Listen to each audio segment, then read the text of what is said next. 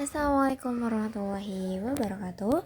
Kami dari kelompok 4 di mata kuliah Marketing Manajemen dengan pembahasan value dalam pemasaran dan akhlak Rasulullah SAW dalam bisnis. Kami yang beranggotakan Semita Agnisa Marini, Konato Mulhima, Lutfianul Autar, dan Aulia Rahmatunisa Nurus Syahidah. Sebelum masuk ke pembahasan inti, alangkah baiknya kita mengetahui apa itu value. Value dapat didefinisikan sebagai ratio antara apa yang konsumen dapatkan dan apa yang konsumen berikan. Konsumen mendapatkan manfaat dari suatu produk dan memberikan biayanya.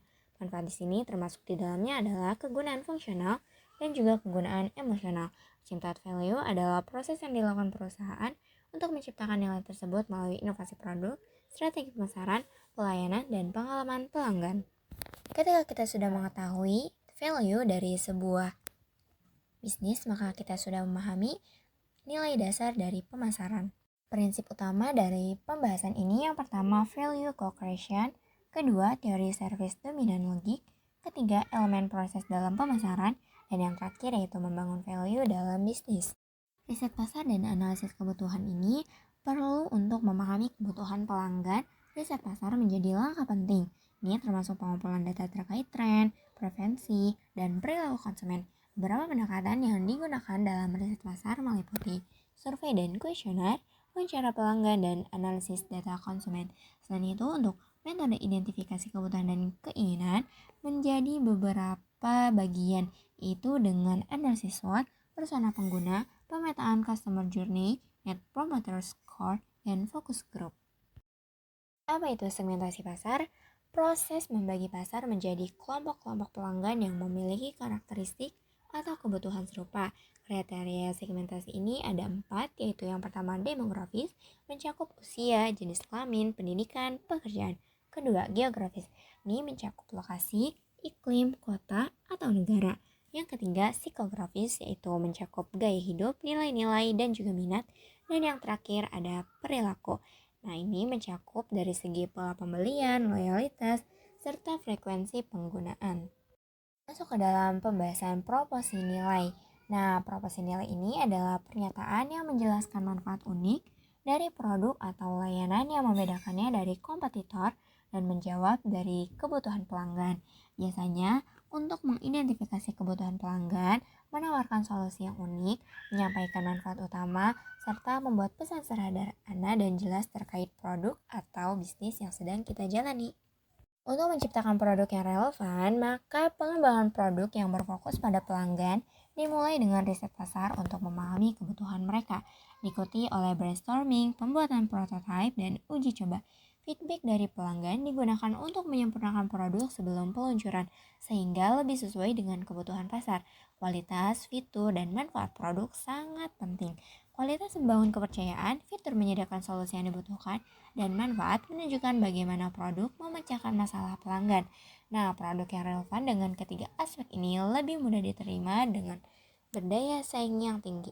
Untuk menjaga bahkan meningkatkan kepercayaan dari seorang pembeli, maka kita membutuhkan pengalaman pelanggan. Pengalaman pelanggan adalah keseluruhan interaksi yang dialami oleh konsumen dengan suatu merek, produk, atau jasa. Pengalaman ini mencakup semua titik kontak, mulai dari sebelum pembelian bahkan hingga setelah pembelian. Pengalaman pelanggan yang positif sangat mempengaruhi persepsi konsumen terhadap nilai suatu produk atau jasa. Pengalaman yang baik dapat meningkatkan kepuasan pelanggan, loyalitas, dan bahkan menjadi sarana promosi dari mulut ke mulut yang efektif.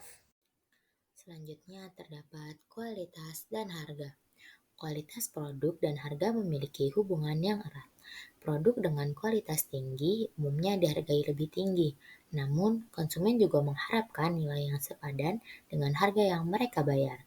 Strategi penentuan harga dibagi menjadi 3. Yang pertama itu ada value based pricing, yaitu menentukan harga berdasarkan nilai yang dirasakan konsumen.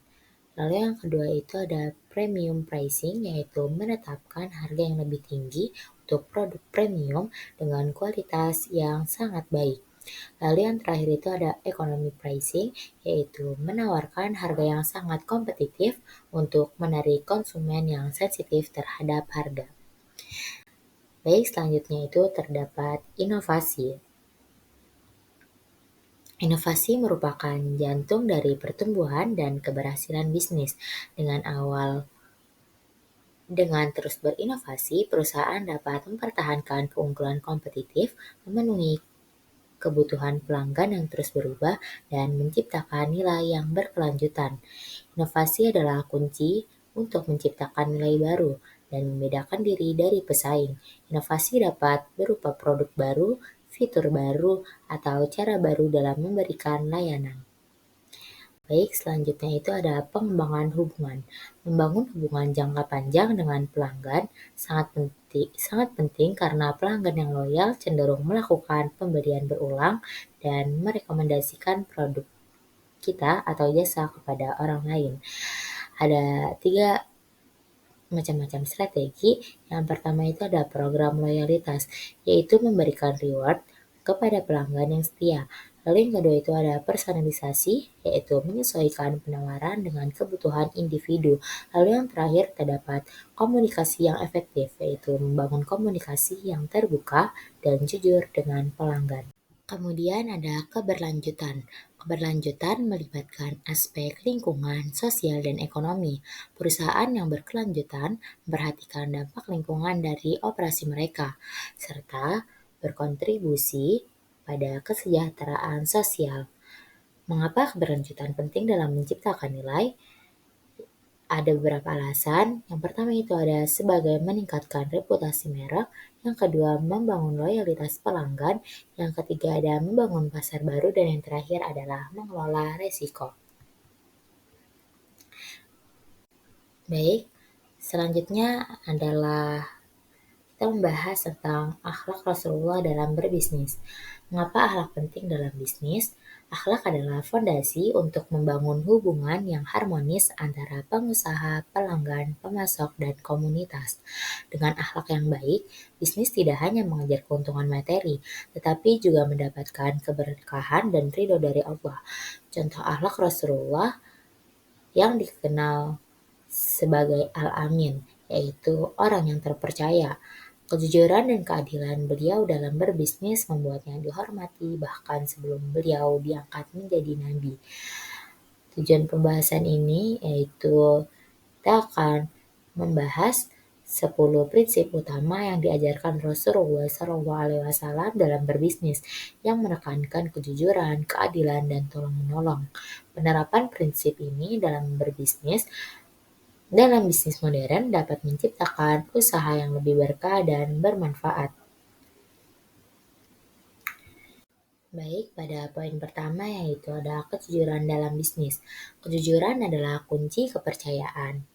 Rasulullah selalu bersikap jujur ketika bermuamalah atau interaksi sosial, baik saat membeli maupun menjual. Ada dalam hadis Al-Qudwani, yaitu siapapun yang melakukan penipuan bukan dari golongan kami. Lalu poin yang kedua adalah tolong-menolong dalam kebaikan. Berbisnis tidak hanya untuk keuntungan pribadi. Pengusaha seharusnya tidak hanya fokus pada keuntungan semata, namun juga pada ta'awun atau tolong-menolong dalam hal kebaikan. Menjaga keseimbangan antara usaha dan memberikan manfaat pada orang lain. Lalu pada poin yang ketiga adalah dilarang goror, yaitu goror adalah ketidakpastian, yaitu dalam takaran, ukuran, dan timbangan itu harus sesuai. Dalam berbisnis, penting memastikan transparansi dan kejelasan dalam takaran. Ada Quran Surat Al-Mutaffifin ayat 1-3, yaitu celakalah bagi orang yang tidak jujur dalam takaran dan timbangan. Lalu pada poin keempat yaitu menghormati kompetitor. Dilarang merendahkan usaha orang lain untuk keuntungan sendiri. Rasulullah melarang perbuatan yang merugikan usaha lain dengan cara mengejek atau menjelekkan produk mereka. Terdapat pada hadis riwayat muttafaqun alaih, yaitu janganlah seseorang menjual dengan tujuan menjelekkan barang dagangan orang lain.